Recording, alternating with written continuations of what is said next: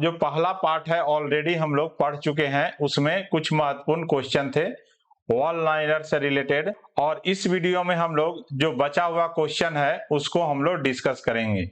यह सभी क्वेश्चन पिछले वर्ष के एग्जाम में पूछे जा चुके हैं, तो हम इन्हीं सब क्वेश्चन को कलेक्ट करके एक जगह पर किए हैं। तो आप इस वीडियो को लास्ट तक जरूर से जरूर देखिएगा। तो स्टार्ट करते हैं हम लोग भारतीय इकोनॉमी का वन लाइनर क्वेश्चन का। तो पहला है, विश्व में सर्वप्रथम शून्य आधारित बजट किस देश में प्रस्तुत किया गया था? तो इसका सही उत्तर अमेरिका में सर्वप्रथम शून्य आधारित बजट को पेश किया गया था सन 1977 में। प्रभावी राजस्व घाटा किसके द्वारा प्रस्तुत किया जाता है? तो यह लोक लेखा समिति के द्वारा प्रभावी राजस्व घाटा को प्रस्तुत किया जाता है। अगला है, भारतीय संविधान में कृषि को किस सूची के अंतर्गत रखा गया है? तो कृषि को राज्य सूची के अंतर्गत रखा गया है अनुच्छेद 246 में। अगला है, औद्योगिकरण की प्रक्रिया तीव्र होने के साथ साथ अर्थव्यवस्था के किस क्षेत्र का अंश कम हो जाता है? तो सही उत्तर इसका है कृषि।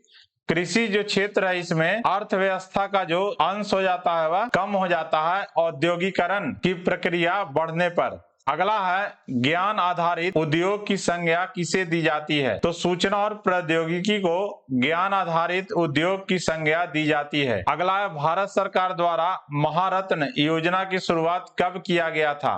तो 19 मई 2010 को भारत सरकार के द्वारा महारत्न योजना की शुरुआत किया गया था। अगला है, गुलाबी क्रांति के जनक के रूप में कौन जाने जाते हैं? तो दुर्गेश पटेल जो है उनको गुलाबी क्रांति के जनक के रूप में जाने जाते हैं, और यह शुरुआत हुआ था वर्ष 1996 में। मीरा सेठ समिति किस योजना से संबंधित है? तो यह हथकरघा उद्योग के विकास से संबंधित है मीरा सेठ समिति। भारत में गरीबों के अनुमानों का आधार क्या है? तो परिवार का उपभोग व्यय जो है वह भारत में गरीबों के अनुमानों का आधार है। अगला जो है, गरीबी उन्मूलन का नारा किस पंचवर्षीय योजना में दिया गया था? तो गरीबी उन्मूलन का जो नारा है वह छठी पंचवर्षीय योजना में दिया गया था, और इसका कार्यकाल था 1980 से लेकर 1985 तक का।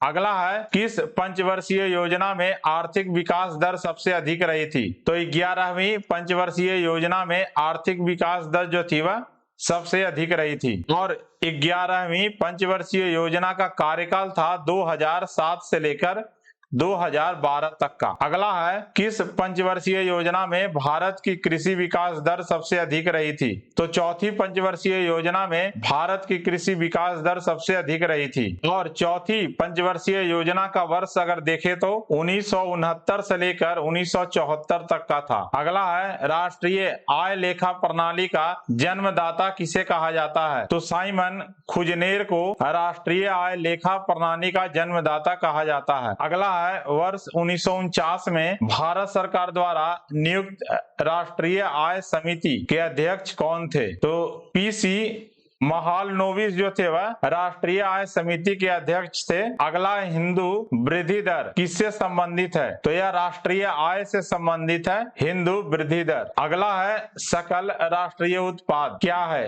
राष्ट्रीय उत्पाद का मूल्य मापन है सकल राष्ट्रीय उत्पाद। पूंजीवादी अर्थव्यवस्था का मूल्य लक्षण क्या होता है? तो व्यक्तिगत लाभ से जो पूंजी अर्थव्यवस्था का मूल्य लक्षण होता है, और यह व्यक्तिगत लाभ से संबंधित है। अगला, मिश्रित अर्थव्यवस्था किसे कहते हैं?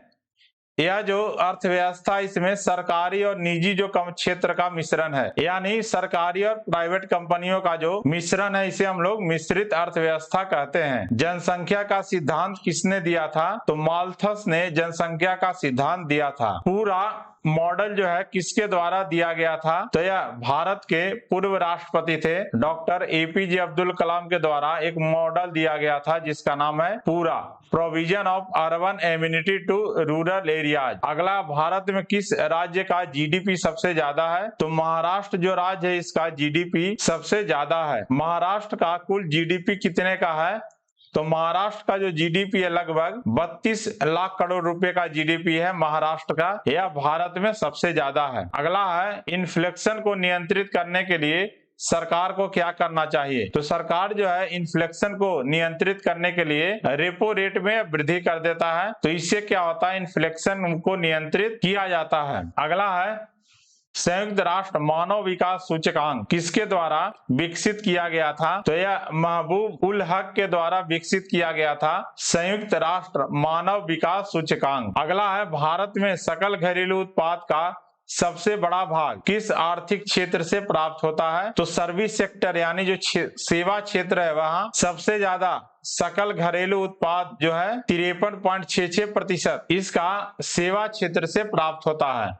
अगला, भारत में आयकर की शुरुआत सबसे पहले किसने की थी? तो जेम्स विल्सन ने सबसे पहले भारत में आयकर यानी इनकम टैक्स की शुरुआत की थी। विश्व में किस देश ने सबसे पहले जीएसटी लागू किया था? तो सबसे पहले विश्व में फ्रांस ने 1954 ईस्वी में जीएसटी को लागू किया गया था। अगला है संविधान के किस अनुच्छेद के तहत जीएसटी परिषद के गठन का प्रावधान किया गया था? तो अनुच्छेद 279A के तहत जीएसटी परिषद के गठन का प्रावधान किया गया था। भारत में जीएसटी कब लागू हुआ था? तो भारत में सन 2017 में यानी 1 जुलाई 2017 से जीएसटी को लागू किया गया था। बीजेपी उस समय सरकार में थी, तो इसी के द्वारा यह जीएसटी को लागू किया गया था। अगला, भारत में बैंकों का राष्ट्रीयकरण सबसे पहले किस वर्ष किया गया था? तो सन 19 जुलाई 1969 को उस समय भारत के प्रधानमंत्री थे इंदिरा गांधी के द्वारा बैंकों का राष्ट्रीयकरण किया गया था।